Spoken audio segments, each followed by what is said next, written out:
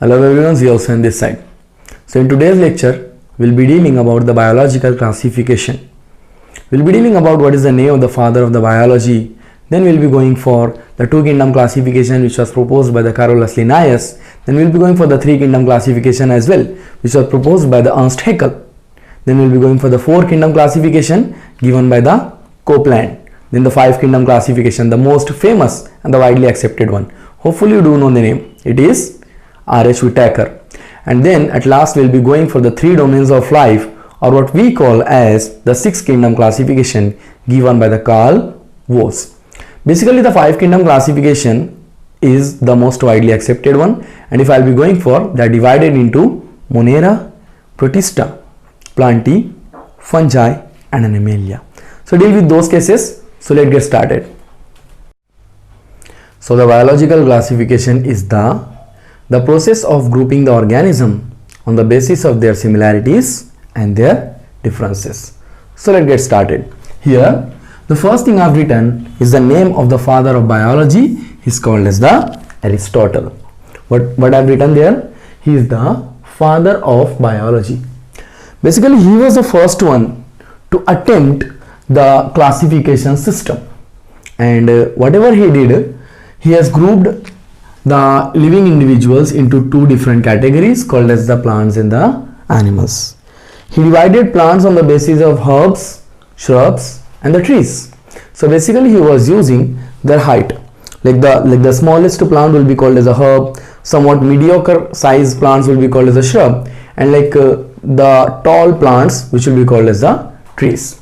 So he divided them in the three categories: herb, shrub and the trees.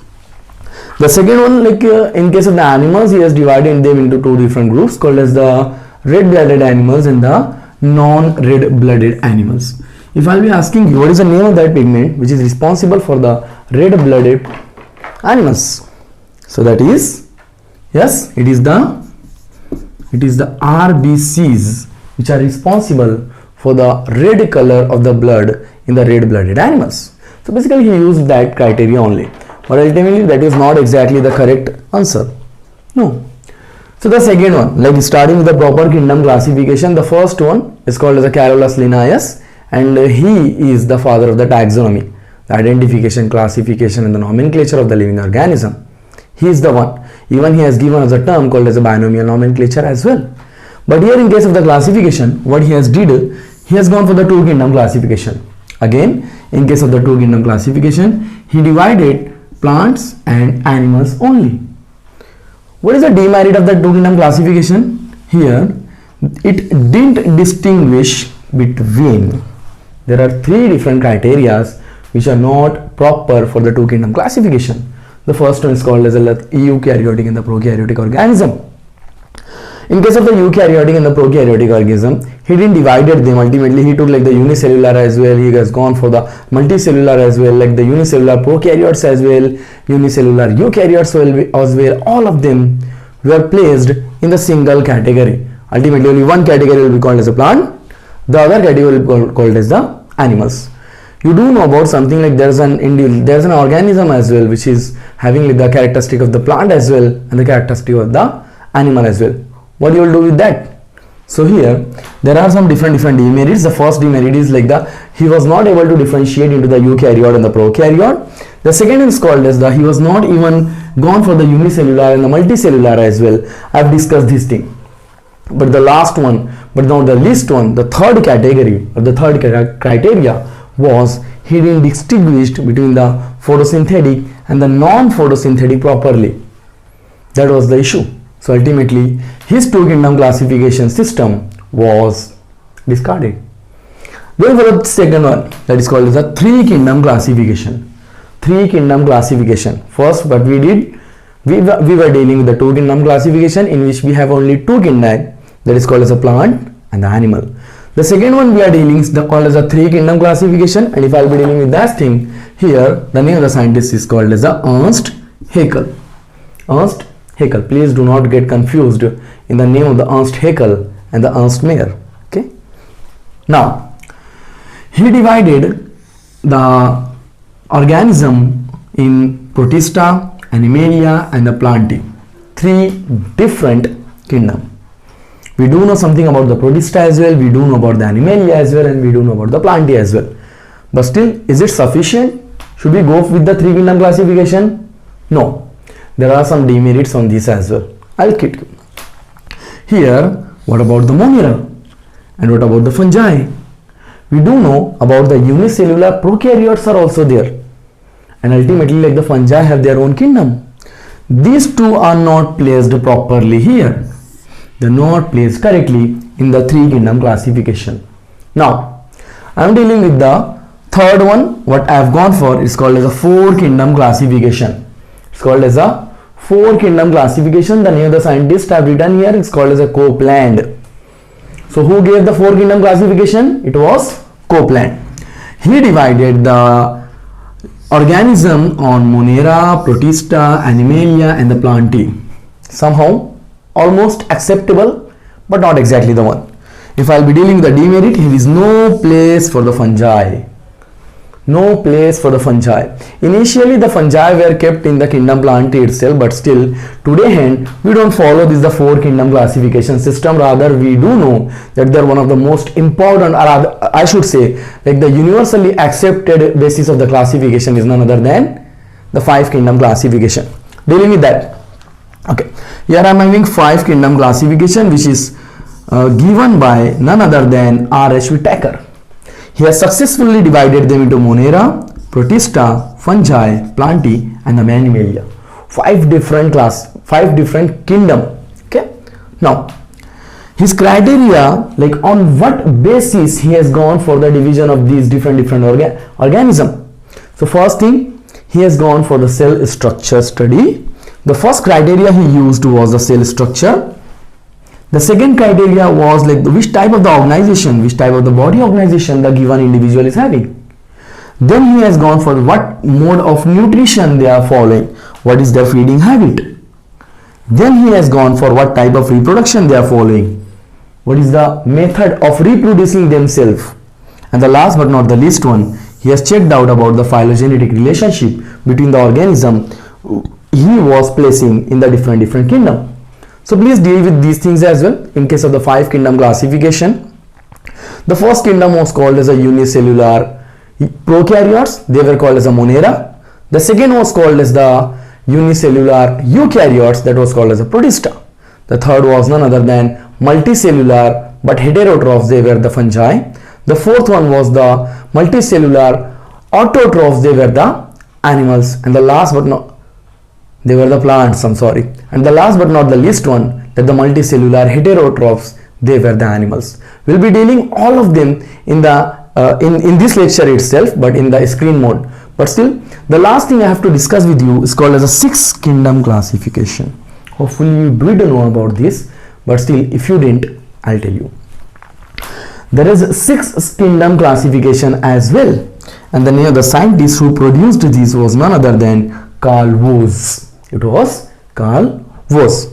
What he did, he has gone for the division of them on the basis of Archaebacteria, Eubacteria, Protista, fungi, Plantae and the Animalia. These different 6 kingdom classification is also called as 3 domains of life. 3 domains of life. Hopefully you do know. The first domain is called as Archaea, the second is the bacteria and the third one is the Eukarya. So ultimately this Archaea and the bacteria and the third one, like they are there, if you are taking them into 2 different kingdom, the third one itself will be having a lot of different kingdom. So ultimately you will be going for the Archaea and the Eubacteria, then Protista, fungi, Plantae, Animalia. So at the end of the day you will be having 6 different kingdom. So deal with these cases as well if I will be going for, but according to me and according to whatever the book you are going through, the most widely accepted kingdom of the classification is none other than the 5 kingdom classification. It's none other than the 5 kingdom classification, which is produced by one of the greatest scientists of all time called as R.H. Whittaker, and the 5 kingdom are Monera, Protista, fungi, Plantae and the Animalia. So let's go and discuss in detail about what are the characteristics basically, what like on the basis of this criteria, why and how he has divided them into 5 different kingdoms. Okay, now we are dealing with the 5 kingdom classification characteristics. So the first thing first, the first character is called as the cell type. The first character is the cell type.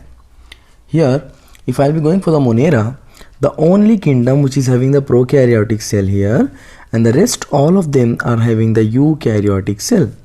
What does this prokaryotic means? So basically, in case of the prokaryotic cells, the DNA is not binded with the histone proteins and the genetic material is not enclosed in a proper nuclear envelope. Done? Okay. Now dealing with the second thing, is called as the cell wall. The second thing, the cell wall. Here in case of the Monera, or what we call as the bacteria, the cell wall is non-cellulosic and it is made of the polysaccharide amino acids. So basically it is made up of the NAM and the NAG. The NAM means N-acetyl-muramic acid and the NAG means N-acetyl-glucosamine. One more other molecule is there, that is called as teichoic acid. These all will be present in the gram-positive bacteria and combinedly they are called as the peptidoglycan. Okay, done. All the antibiotics which work on the bacteria, basically they break the cell wall of the bacteria, and the bacteria which is left after, like which is not having the cell wall, will be called as, yes, yeah, it will be called as CWD, that is called as the cell wall deficient. And one more other name for that cell wall deficient bacteria, that is called as, yes, okay, that is called as spherosome. That is called as spherosome. Okay. Now, dealing with the third thing of the Monera, that is what we call as the bacteria, the nuclear membrane. So here we all know that in case of the bacteria, they don't have a proper nuclear membrane. Done? Okay. Now, the fourth one, that is called as the body organization. So yes, they do have the body organization on the base of the cellular level of organization. So ultimately, like I don't need to explain these things, but still I'm going for the next one. So the next one here is a mode of nutrition. It is the mode of nutrition. So in case of the bacteria, they show like highest nutritional diversity. Ultimately, they are autotrophic as well, they are chemosynthetic and the photosynthetic, even they are heterotrophic as well, they are saprophytic, they are parasitic and all. So ultimately dealing with the first thing first, autotrophic. So in case of the autotrophic, either they will be the chemosynthetic or they will be the photosynthetic. Deal with the case, what is the difference between the chemosynthetic and the photosynthetic? That in case of the chemosynthetic bacteria, they will be taking the hydrogen from the hydrogen sulfide, whereas in case of the photosynthetic bacteria, they will be taking the hydrogen from the water. Okay, deal with. Now dealing with the next thing, that majority of the portion of the bacteria are heterotrophic. So they will be depending on others for their feeding habit. Ultimately, either they will be the saprophyte, which means they'll be living and they'll be depending on the dead and decaying matter, or they can be the parasite as well. So in case of the parasites, they'll be having their nutrition from any host. So ultimately, they will be getting benefited and the other partner will be getting harmed. Okay, done. Now the next kingdom, that is called as a unicellular eukaryote. The Monera was a unicellular prokaryote, whereas the Protista will be the unicellular eukaryote. We'll be dealing with all of them each one by one in detailed study as well, but still for the time being I'm giving you. So the eukaryote, Protista, it's also unicellular. Now here the cell wall is present in some and it is absent in some, because like it's a huge group.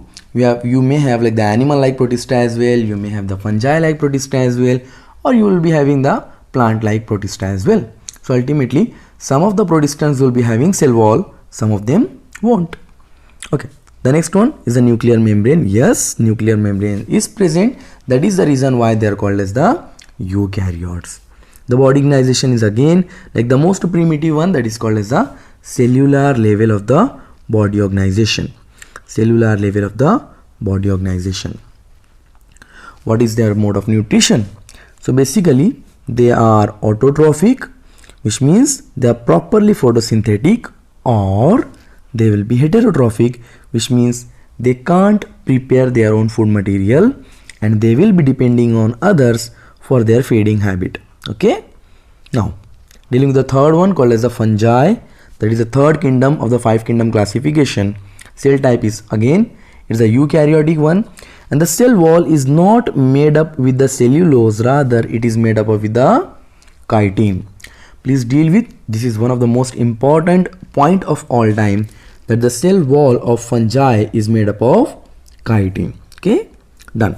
Yeah, it is a eukaryotic cell, so ultimately it has to have nuclear membrane, and the body organization is somewhat on the advanced level.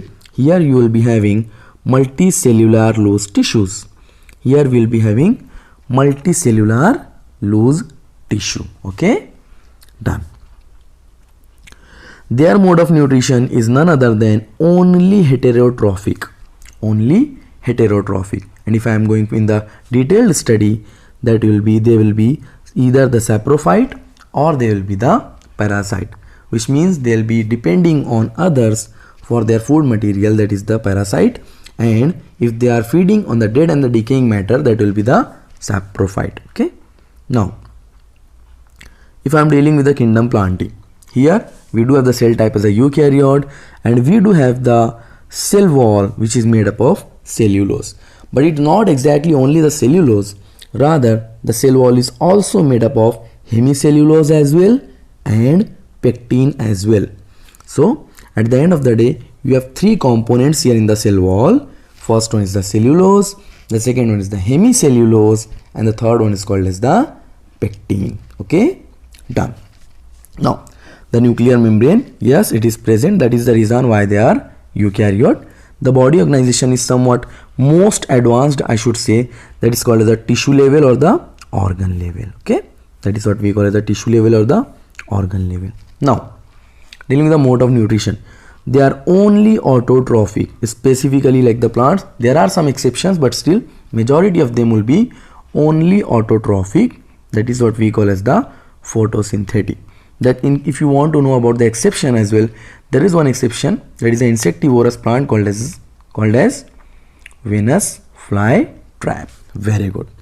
Now dealing with the last thing but not the least thing, it's called as the kingdom Animalia, in which we belong. Here our cell type is eukaryotic, bilkul. Our cell wall is absent, rather what we have the cell membrane. Dealing with the next thing, nuclear membrane. Yes, we do have the nuclear membrane, that's why we are eukaryotic, and our body system is like the most advanced one, called as the tissue level, even the organ level, and even the organ system level as well, because we have a lot of different members in our kingdom.